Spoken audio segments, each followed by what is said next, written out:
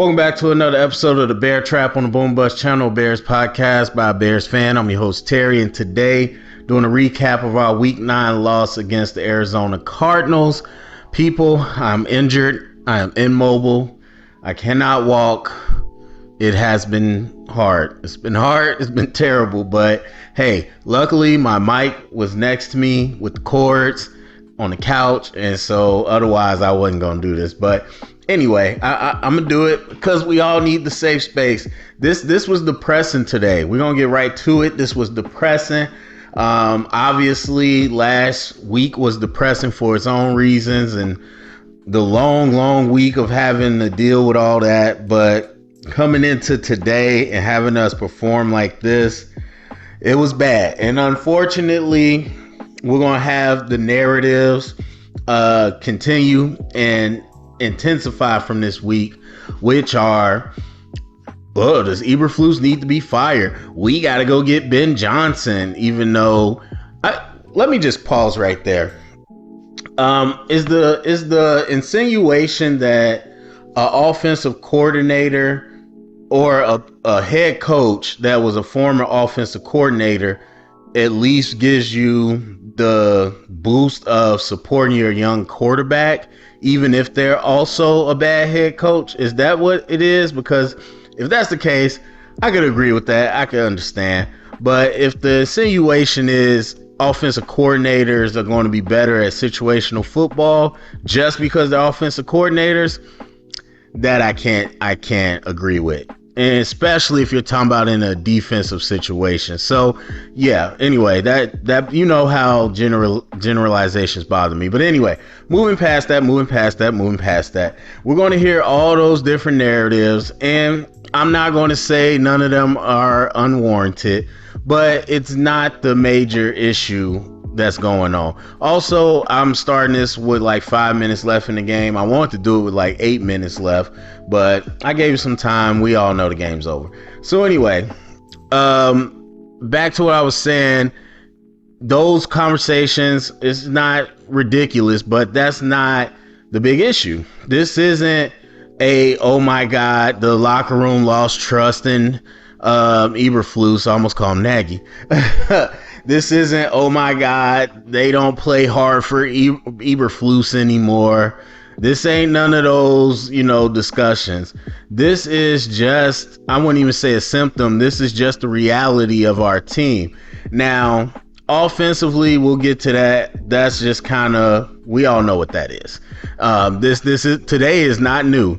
And then defensively, this is us getting exposed. But at the same time, it's not us. Again, it's us being exposed for who we are. This isn't being out-coached or any of that stuff. This isn't personnel. Well, it is personnel, but this is what we are. And so let's start with defense, because that'll probably take a little more time. For me, my issue, not with the team, but like my flaw in my analysis was that I said we are a good run defense. I think if you look at the numbers last year, I want to say they were similar to this year. I might be misremembering this, but I want to say we were a little better against the pass than we were against the run. We were probably like middle of the field and run, but we were a little better in the pass. And that's kind of what we've seen this year. And last year, I mean, it was 10 of the same starters, so we know what it is. When we have our core secondary together, we have picked people who are really sound at their job for the most part. And even though we don't have great pass rush, we are really disciplined in coverage and create a lot of, coverage, not a lot of coverage sacks, especially last year, but we create at least situations where the quarterback are uncomfortable. And then we got Sweat, pass rush got a little better. And so same thing this year, and just probably even better, more comfortable what we're doing. Byard's been really solid. I don't think he's been like a world beater, but he hasn't messed up the flow. And we've been going along. What I failed to realize, and we'll get to the tape to look at this, but what I failed to at least remember because Roquan left, and we know how much of a dog Roquan is.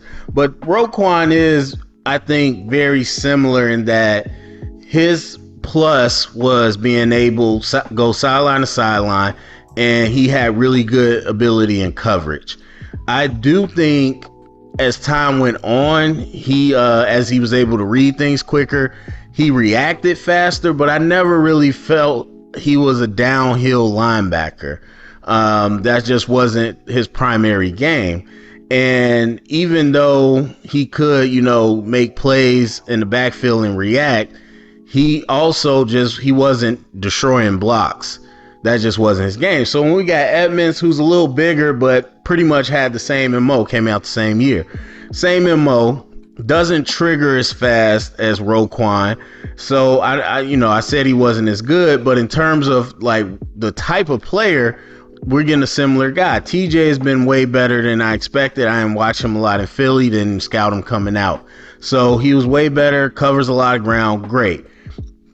That's all good, and I think that's worked. I wouldn't say up until this point, because obviously there's certain games where we get exposed. But for the most part, no one's really exposed our run game outside of misdirection. And I've talked about that a number of times. Last year, early in the season, first game, Green Bay, then some games throughout, and then a couple early games this year where we are fast to flow. Again, sideline to sideline, we rally the ball hard. And so misdirection, reversals, jet sweep, stuff like that to test our leverage and our boundary, that stuff hurt us. But other than that, it's fine. Even last week against the Commanders, run game, gashing us. And I'm like, man, they're pulling, it was all power. And then eventually we started to adjust, and our defensive tackles followed those pulls a lot better. We disrupted those pulls a lot better, and we played a lot better on the edge, which then caused the football to funnel back inside. So, again, cool. For me, our defensive our D-line in general, when you go back to now I'm challenging myself. I don't even remember who was the defensive coordinator. It doesn't matter.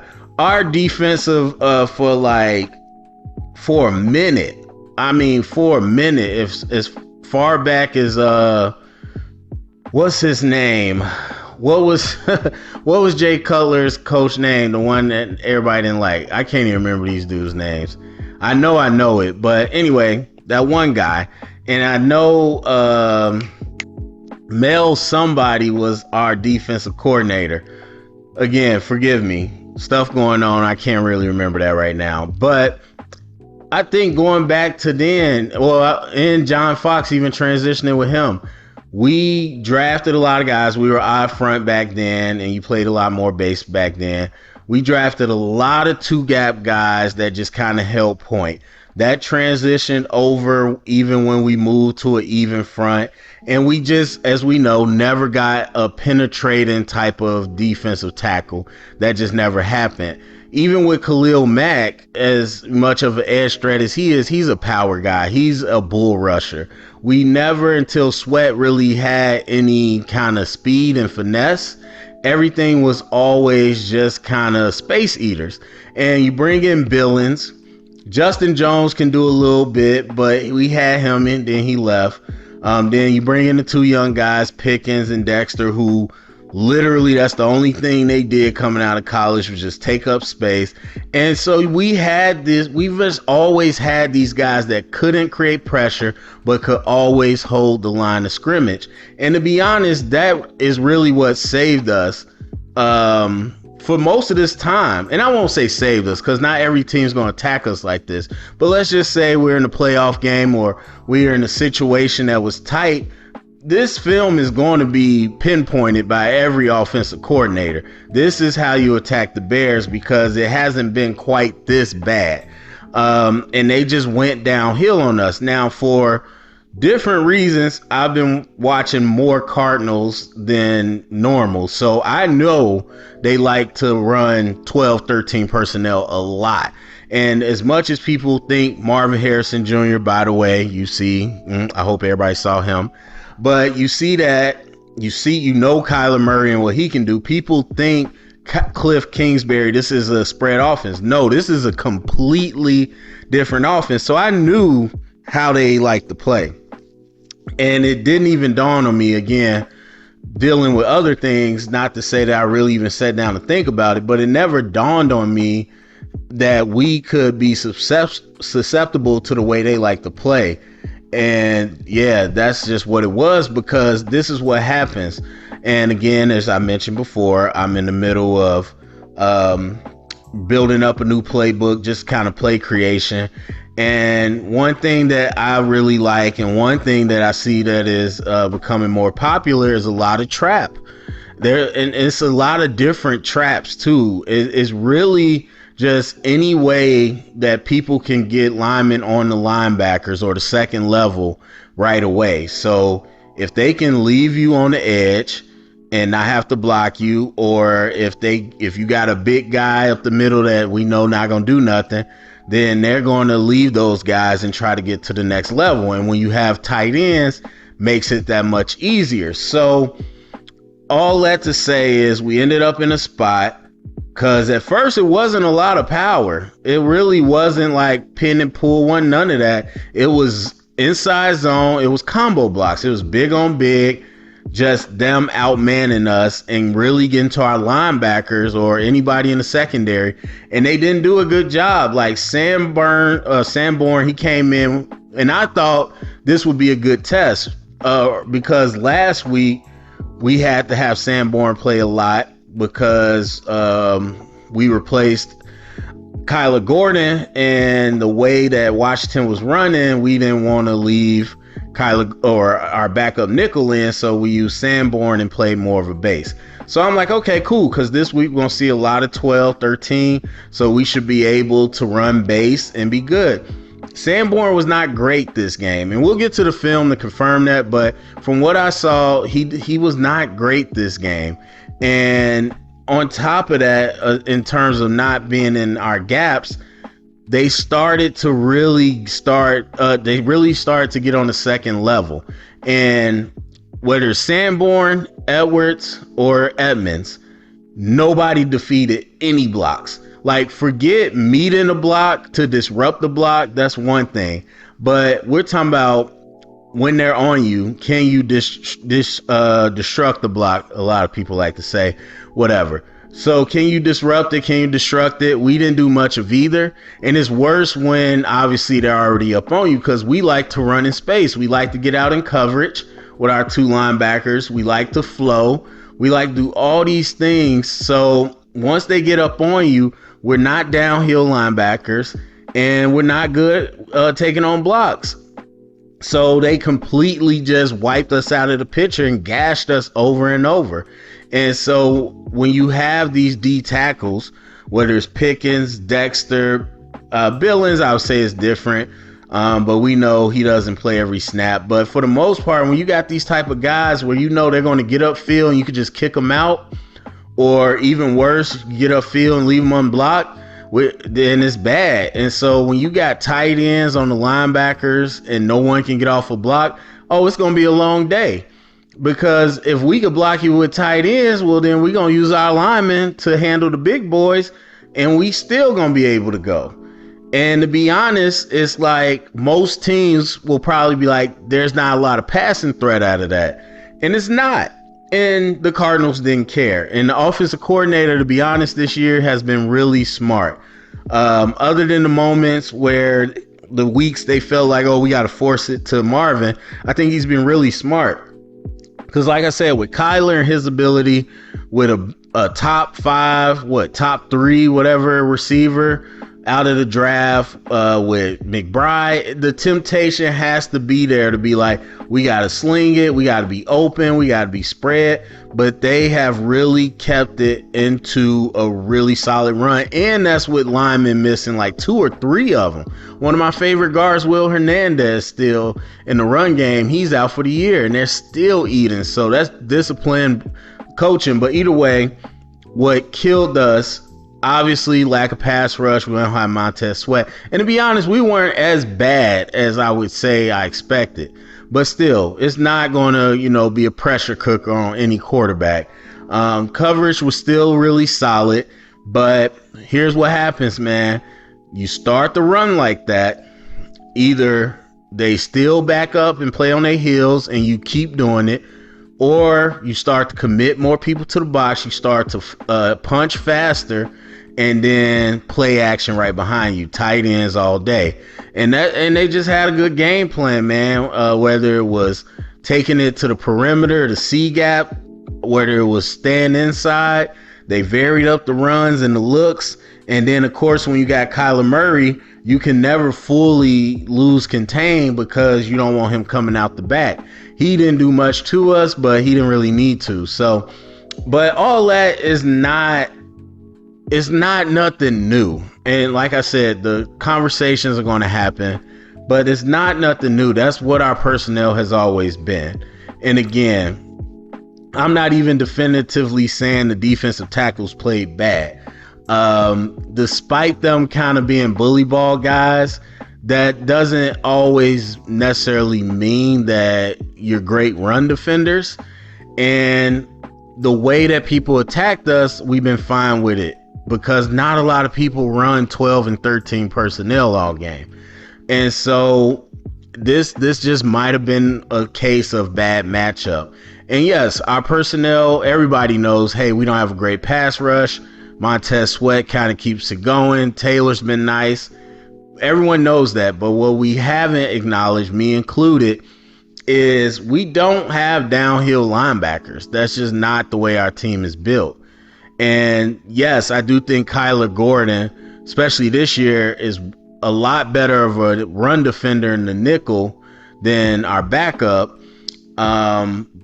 So yes, you missed that. And then of course, Brisker is by far a great run defender. So we miss all those things and that plays a part, but a lot of this has been covering up what our linebackers don't do well. And that just kind of got exposed today. Offensively, same stuff, man. Look, the offensive line, 100%. I've said it before. I'll say it again. Everybody was right. That is a major concern. That should have been a major concern coming into the year. Excuse me. A lot of people said that. I wasn't really. We brought in one new, coming into the year, just one. It was at center. Still think Sheldon wasn't a problem today, but still think he should not be starting. We need an upgrade there. But that position causes a lot of issues with everybody else. Then Tevin's kind of been hurt. We know Nate got replaced, and Pryor has his issues too. Darnell has been bad. Braxton has been bad and now hurt, and our backups hurt. So all those things, absolutely, yes. I'm not discounting that. But I would say even with mediocre O-line play, I would have told you coming into this season that, same thing everybody said, this is probably the best setup for a rookie. I would have told you Caleb is not going to be Mahomes, but he's going to be, and he's got a lot to learn, but he's going to be able to do enough with all these options to keep the offense afloat. Like almost, I want to say dummy proof. No offense, not calling him a dummy, but dummy proof, where it's just like we, even though, Swift is cool, but I really thought Herbert would play a bigger part. I thought 3 would play a bigger part, but I wouldn't say, hey, we're going to have a monster run game. But look, we ran the ball well the last 2 years. And I'm not talking Justin Fields. I'm talking about the running backs. We ran the ball well. I thought we would add to that with Swift, and we would at least be a top 15 rush attack. Then the passing game was a no-brainer. There's way too many options. We're going to draw this up. We're going to use so many personnels. We're going to do some great things. We're going to keep it simple where he can play point guard. He can really operate and play point guard, and we're not going to ask him to really be CJ Stroud, because I don't think people who most casual fans don't actually know what CJ Stroud or any quarterback does or doesn't do. So if you watch him, that's more of a long pass play kind of offense. And I said last year, all year, that offensive line did not get the credit it deserved because I saw how much time they were giving CJ Stroud. Now you look at this year, they're not playing well, and that whole offense does not look the same, even before Nico and them got hurt. It's just, that's what it is. But I didn't think that was the offense we were going to be in. I thought it was going to be very horizontal. I thought it was going to be very play action based, very under center. And again, center, pistol, let Caleb be point guard, let him do some easy RPOs, let him do some easy quick slants, some easy bootlegs, all those things. But the fact of the matter is, and this ain't new, we're not there yet. And I miscalculated that. And so, again, acknowledging I miscalculated the O-line, but even with mediocre O-line play, I thought it would be better. There are some issues with Waldron, but I have to give him real credit on some of this play design. And that's the thing. You don't know how these things work. I'm not even, and everybody thinks offensive coordinator, or they might think offensive coordinator and quarterback coach. No, you got a whole offensive staff. You got a run game coordinator, a passing game coordinator. Then it could be the defense. It could be Waldron and the D coordinator. It could be Waldron and the special teams assistant coach. Like, you don't know how some of these things come together. But either way, I think they got some great designs, but situational play calling, I get real questionable about. I give them real credit for adjusting that terrible hitch concept that we've been doing forever. They adjusted it, made it way better. And again, we've had some amazing play designs that were not executed by the O-line or Caleb, or both, given the play. Sometimes our receivers are not doing what they're supposed to do, but for the most part, Caleb just does not process as fast as the offense requires him to. And I don't even mean the system. I mean kind of the system, but mostly the blocking. Like I said, we do 3-man routes, and I think we should, max protection, whatever. But when you do those and they're all long routes, we just don't do well because Caleb does not throw with anticipation. It's what I said last week. He doesn't throw with anticipation. That's not his strong suit. And that Jags game, he saw it quick. I'm not sure what it was about that. Now, that's a bad defense, but I'm not sure what it was about that game plan. But he saw it quick, or at least he felt confident in where he was going. Not since then, and not the rest of the year. And so Caleb wants to extend the play. He wants to make every play something. And with our unit on offensive line, that's not going to buy him enough time to do that. And when he doesn't have time, he's not necessarily helping out the pass pro by his decision making. And he's a rookie, but that's just, it's what it's been and what it is. That's not new today, and I don't think that's an Eberflus thing. So all in all, we are officially at the halfway point, past the halfway. We know it's an odd number. And I think we're at a point of inflection here. I don't necessarily think that, there's no way we're going to make playoffs. That's not how I'm feeling at all. But at the same time, we squandered the wins we needed. We know last week the Colts, and this week, not that we played a good game, but Arizona was a beatable team. And so you're talking about 3 wins that are losses. And then they say we have a hard schedule coming up, I think just because, the NFC North is really good. But they say that about everybody. They always do that. And guess what? Division games, most of the time in every division are competitive. We know in the NFC North what it is. I told y'all last year we were going to beat Detroit, and I felt good about that, and we did. We just matched up well with them. We'll see. Very similar teams this year. No Aiden Hutchinson. We'll see if that's true again this year. But I do think NFC North in general, we can split those. So even if we did that, you talk about 7 wins. I don't have the schedule in front of me, but you talk about 3 more wins, that's 7. And then maybe if we could get something here or there, get to 8 or 9. I think that's possible, but in terms of like layup 10 games, layup playoffs, definitely not. Now the NFC is kind of, beating each other up, so it's possible, but like I said, I don't think it's a layup.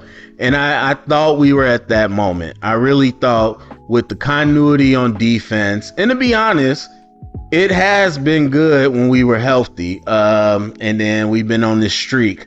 And for the life of me, I don't care what y'all feel.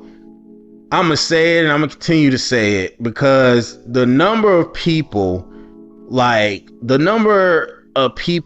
on TV, the number of people on Twitter, the number of people, Facebook, everywhere, jumping up and down when Brisker, the fumble was caused. I forgot who we were playing, but Brisker got hit. And everyone's going crazy. I'm like, hey, he didn't tackle him. Like, even the broadcast talking about he laid the boom in this. I'm like, y'all watch the replay in slow motion. He didn't tackle the dude. He got hit in his face, helmet to helmet. And everybody's cheering. I'm like, I get it. We got the ball, but I'm pretty sure Brisker's concussed. They let him continue to play. And now we see the effects of that. Absolutely terrible. But either way, we're dealing with those injuries. This week we had more injuries. And so when we're healthy as a unit, we still have some parts that could be exposed, but I think we're a great unit. And that was a big part of coming into this year, my hopes. And then offensively, I already kind of said what I thought. And the offensive line has been much more of an issue, especially with Caleb's playing style, than I anticipated. So I miscalculated where we were. And I didn't know about Shane Waldron. And to be honest, I still don't. But I didn't count him as an upgrade. I was just like, okay, the roster's upgraded, so we'll see kind of what he brings. And again, I'm still kind of question mark on him. But the whole team, yeah, I kind of miscalculated. But look, I can't, and I wanted to, and I still might. I wanted to put out a discussion about the whole Anthony Richardson thing, because I talked about this over the summer, and now everybody's talking about it. First, I said it, then Brady, then Kurt Warner, then people was mumbling, and then people started getting benched, and then it was a full out, we got a quarterback development problem. But anyway, I can't talk about that type of stuff, or at least want to and plan to talk about that type of stuff, and then turn around and be hypocritical with our rookie. He's halfway through his rookie season. We all know what Tom Brady did longevity wise.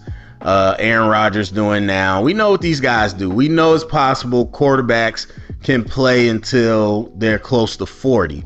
So you're talking about Caleb having an extremely long road ahead of him. So to sit here and say what he is and to say what he's going to be and what he's not today, to sit here and say he's a bust or he's, whatever. Even when you watch all these comebacks now that everybody's, oh my God, how does Sam Darnold know how to play quarterback? Oh my God, why is Flacco better than the richest quarterback? Like, to sit here and say anything about Caleb would be absolutely silly. All I can say 100% is, and I've said it before, I thought he would have moved along faster.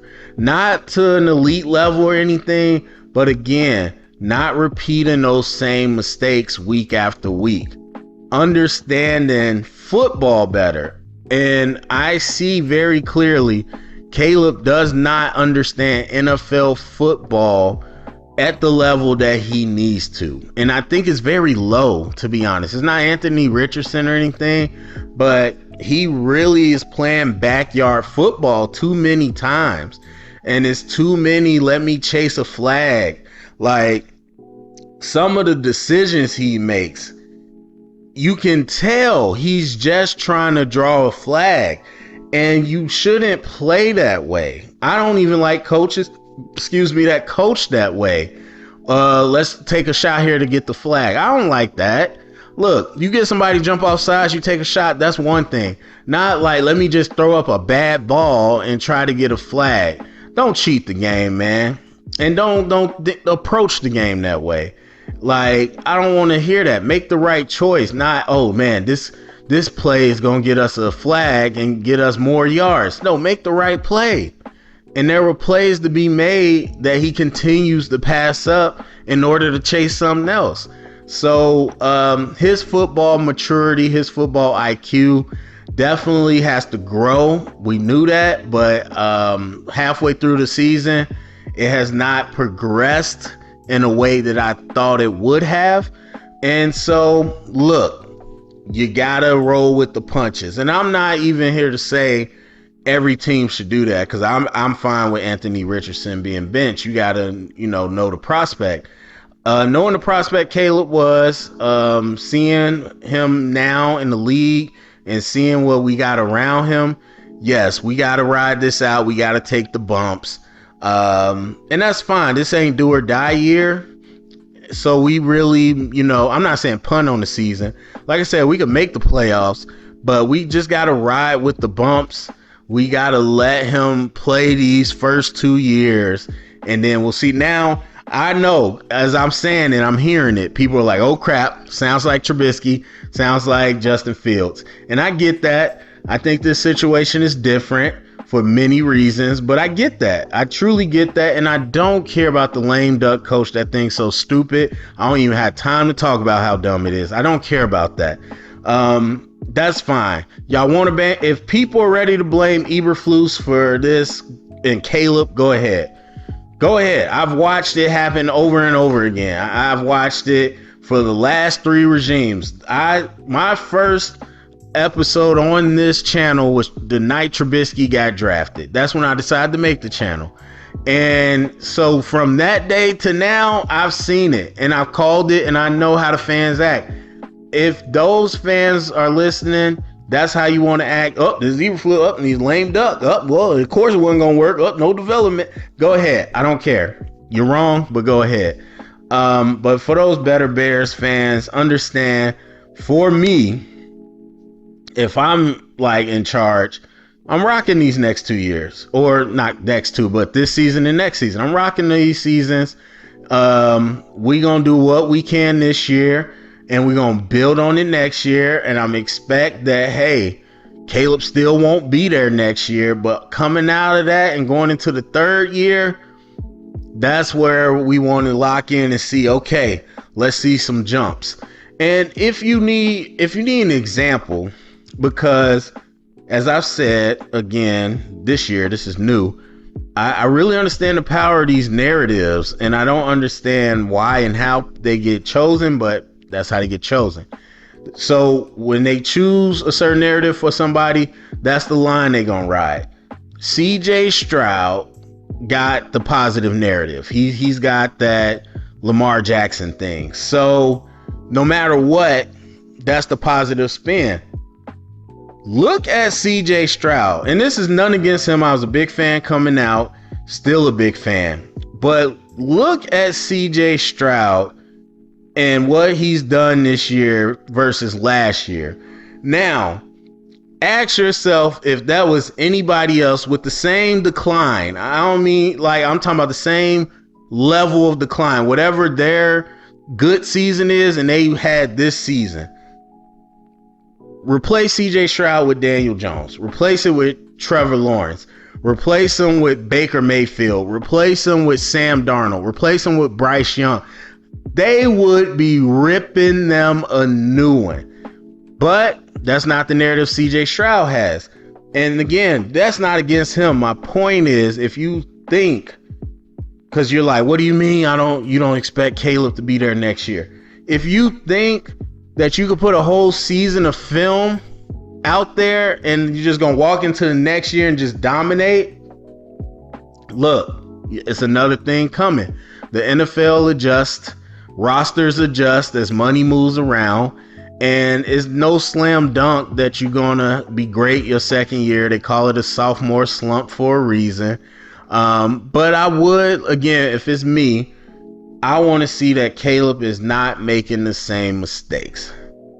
The only time you're going to hear me hit the panic button on this platform, obviously if he crashes out as a person, well, duh. But in terms of football, the only time you're going to hear me hit the panic button is when I feel like Caleb just cannot progress his football IQ.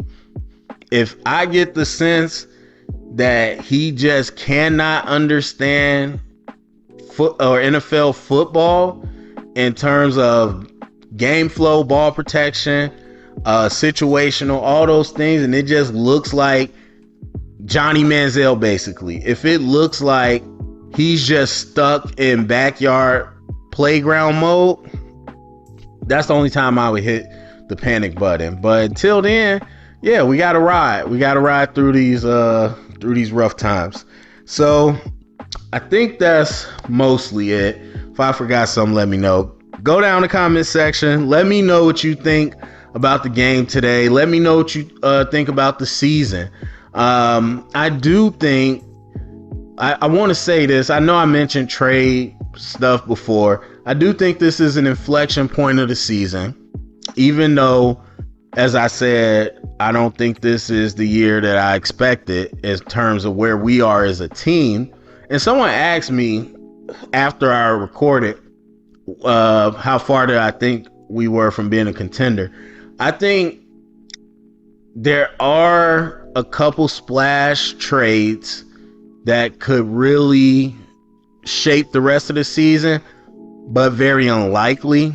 Again, I just, it's not a lot of good linemen available, interior or tackle, and there's definitely not a lot of good edge available, and definitely not interior defensive linemen. So I don't know that we'll do anything. I don't even know if we had a mindset to do anything after today that will be monumental, and I don't know that anything monumental is out there.